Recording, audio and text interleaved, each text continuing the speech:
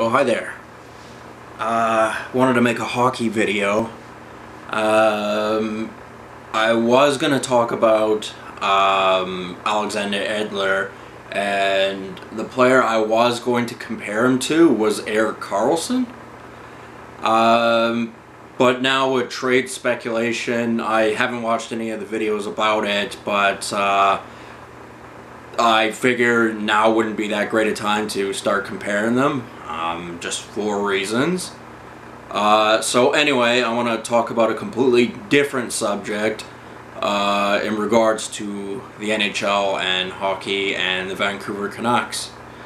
I actually could tell a story of, you know, more my style which is different from the hockey guys, which is more of conspiracy type thought. There was a forum that I just joined, and it clued me in on something that I hadn't heard about. And you know, I did an NHL random Google search, right? And there were no immediate results for it, and I could make a video about that, but I'm not going to. That was a handout, and I don't accept gifts from people I don't like. So I'm not going to do a conspiratory story on that subject. If you look hard enough, I suppose you could find it for yourself, but I'm not making that video because of that reason. I can think of my own stories of what's going on in the NHL, and I'm not going to get spoon-fed any types of stories from anyone, especially from people I don't consider to be my friends. Anyway, what I am going to talk about is the Vancouver Canucks, and how, for the most part, their appearance in 2018's Gay Pride Parade was non-existent. Last year, of course, Goodbranson, Troy Stetcher, and Jake Virtanen. I just re-looked that up. The only one I remember for sure going was Goodbranson. There was no commitment like that this year. I heard there was a game between Colorado and Vancouver, and it was for the Pride thing, but I wouldn't have heard about it from any other source because I wasn't looking. There was some things I wanted to point out. Anders Nielsen, backup goalie, he had the homosexual rainbow flag on the back of his helmet. Maybe he still has it, I don't know. And he won an award in Sweden. I think it was Hetero of the Year for the LGBTQ or whatever. And hetero obviously means heterosexual. The man's not a homosexual. And I read the blog on it that I guess he wrote, and you know, he was saying, yeah, you know, everybody should be allowed to play, you know, and that sort of stuff. Usual kind of, you know, rhetoric. And then he said he wasn't scared to, you know, have the rainbow flag on the back of his helmet. And there was a story about him dressing up as Spider-Man for his son or something like that a few years back. But as far as any players making an appearance or anything like that, I didn't hear anything of it. In fact, if you Google search Gay Pride 2018, you will not see any current pictures with any Vancouver Canuck players. You'll see that, what was his name, Eaton, that player a few years back who was one of the first ones to get involved in the Gay Pride Parade, along with Manny Malhotra and, you know, things like that. It really does show that, look, the NHL does not support this, and they're going along with it, but that's basically it. And I mean, Anders Nielsen, that's symbolic of him, you know, having that flag on the back of his helmet, and people don't understand what that means exactly. It doesn't mean that he supports them at all or anything. And why would they? I mean, obviously, you saw the video I made about how Brad Marchand and him licking faces wasn't the gayest thing about the NHL, and it's not. It's a difficult thing to explain, but I wouldn't put it that way.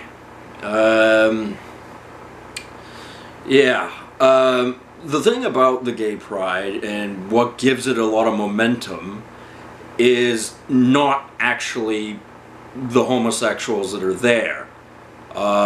It's the fact that it's basically an excuse to have a party, and that's why a lot of people go there.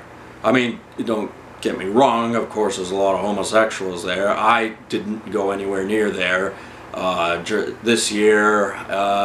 It was a few years back. I was there, and I was actually unaware that the parade was that day, and I was ticked off because they were blocking my way to a restaurant I wanted to go to. So I ended up having to go to a different restaurant, which was fine, but you know, it was an obstruction.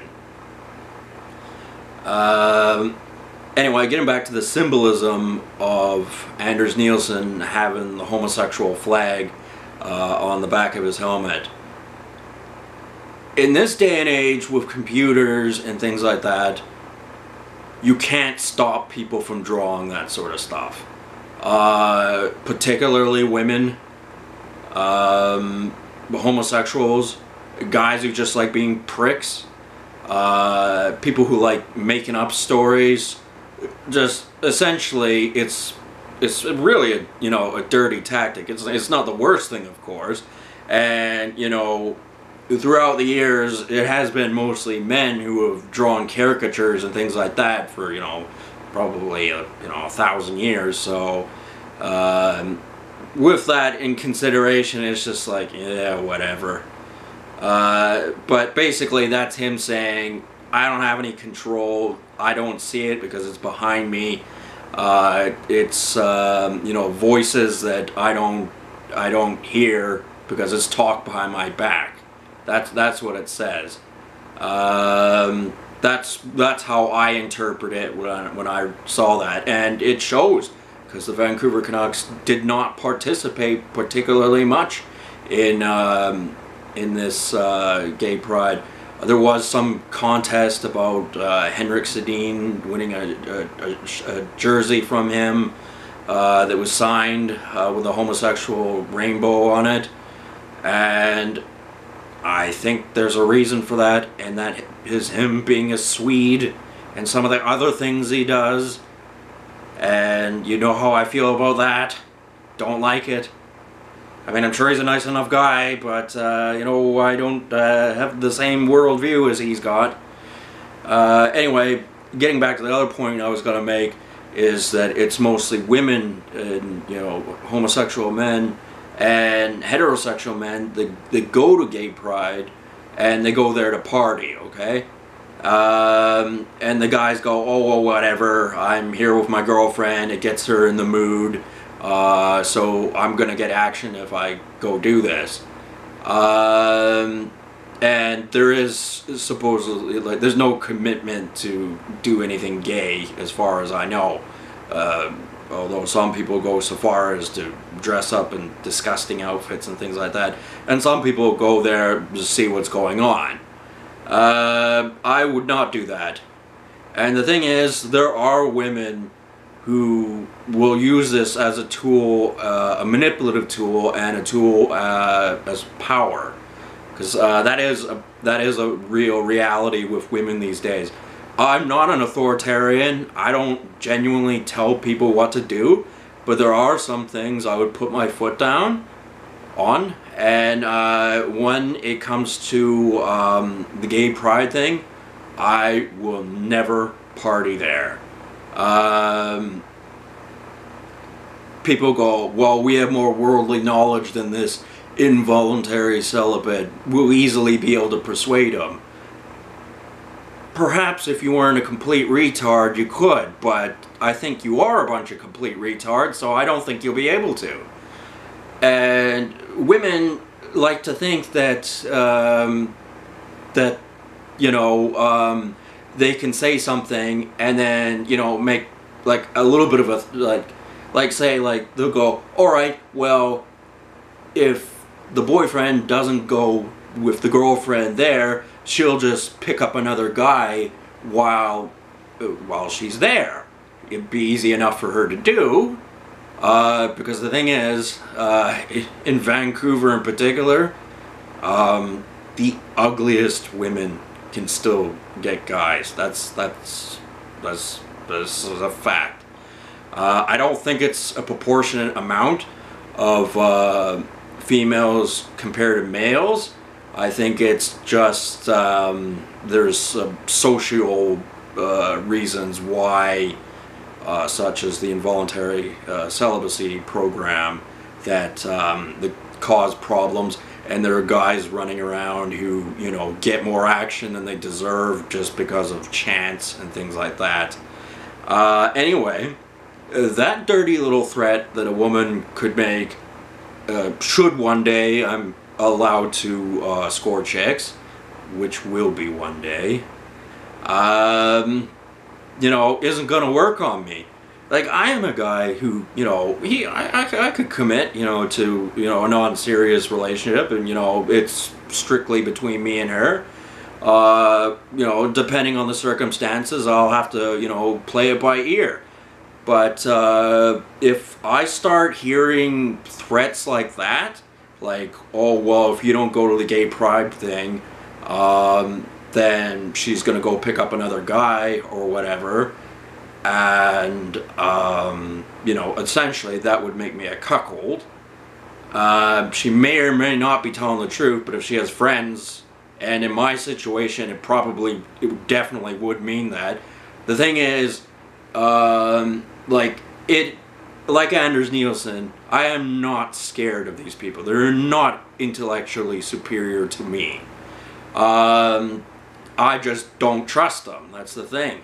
I don't trust that something's not going to go wrong. And, guys get set up. That's what happens. Normal dudes, they get set up. And in my situation in particular, I can tell on my social media, they're really trying to push topics that I'm not interested, alright? And as I said, if a woman insists on taking myself with her to a gay pride festival, I'm going to tell her no. But not only am I going to tell her no, but you go do that and you're gone. You are, how shall we say, disposable. I don't need you at all, actually. I could go get chicks someplace else.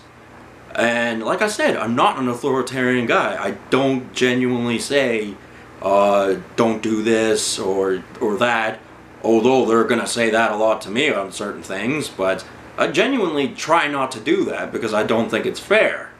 But there are things, and that is one thing, definitely, that I'm not tolerating, because that is not what the gay community is like.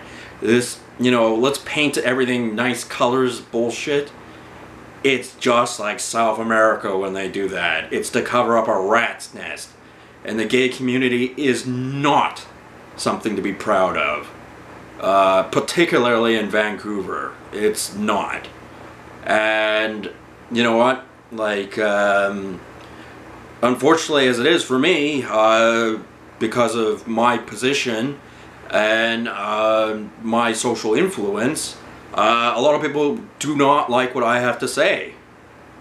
And,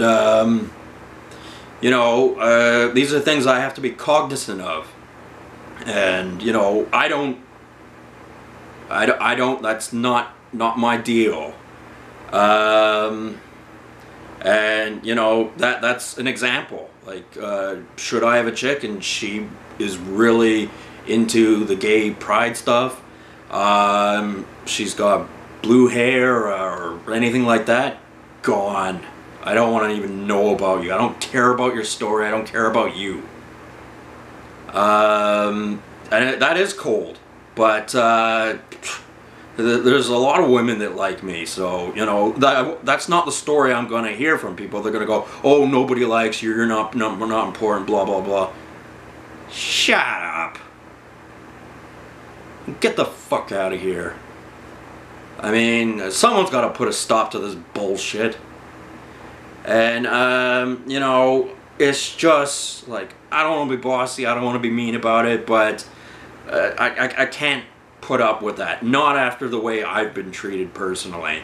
And the way, you know, Canada has been towards me as well. Canada's not been a great country for me.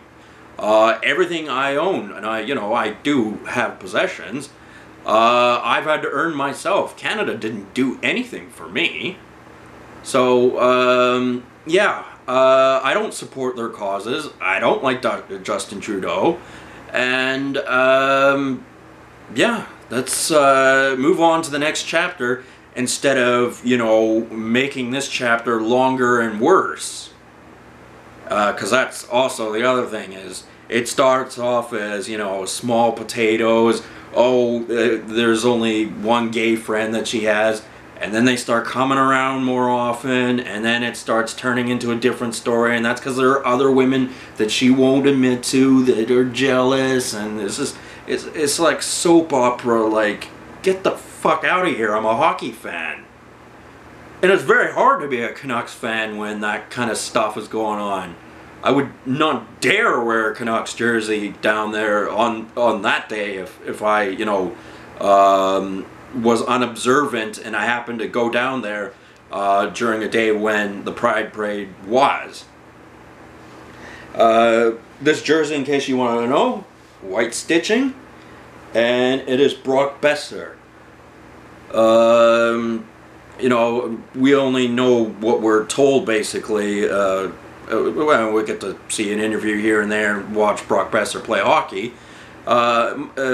I believe he is not a homosexual and he didn't want anything to do with it. And you know what? That's the exact same stance that most hockey players have. And also, there seems to be some sort of misconception that there's never been a homosexual, openly homosexual in the NHL. That isn't true. There was Sean Avery of the New York Rangers, in case people have short-term memory problems. So yeah, this is a video about me, you know, not saying very nice things about the Canucks organization and what they did. I mean, sure, everyone likes to go to a party and let's, you know, try and make it, you know, nice and pleasant for everyone. But the underlying theme of that party, not having anything to do with it. You don't like it, then fuck off. I don't even want to know you.